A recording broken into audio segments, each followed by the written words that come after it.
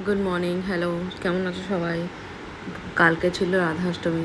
সকালবেলা উঠে বরকে তাড়াতাড়ি করে খাইয়ে দিয়ে পাঠিয়ে দিয়ে আমি তার একটু হরলিক্সকে খেয়ে নিলাম। শরীরটা খারাপ ছিল, সেই জন্যে ডাক্তার বলেছে হরলিক্স খেতে, সেই জন্য হরলিক্স খেতে একটু টিভি দেখে নিচ্ছিলাম। আমি হরলিক্স খাচ্ছিলাম আমার বরের পাওয়া গিফট সেই কাপে। তো চলো, তারপরে বরকে পাঠিয়ে দিয়ে তাদের কী করবো, অনেক কাজ ছিল। অনেক দিন 1-2 মাস মতন বাড়ি ছিলাম না, সেই জন্য অনেক কাজ বাকি ছিল। কী থেকে কী শুরু করে বুঝিনি, তাই কী করবো, স্নানই করে নিলাম তাড়াতাড়ি করে। স্নান করে হলাম ঠাকুরের কাজই করবো।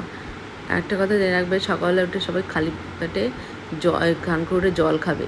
এটা খুব ভালো অভ্যাস, হজম শক্তি ভালো হয়। তারপরে সারাদিন তো শুয়ে বসে কাটালাম কাজ বাজ করে। তারপরে বিকাল হলো একটু রেডি হয়ে নিলাম। আমি সবাই দিনের বেলা পুজো করেছি, কিন্তু আমি পুজো করেছি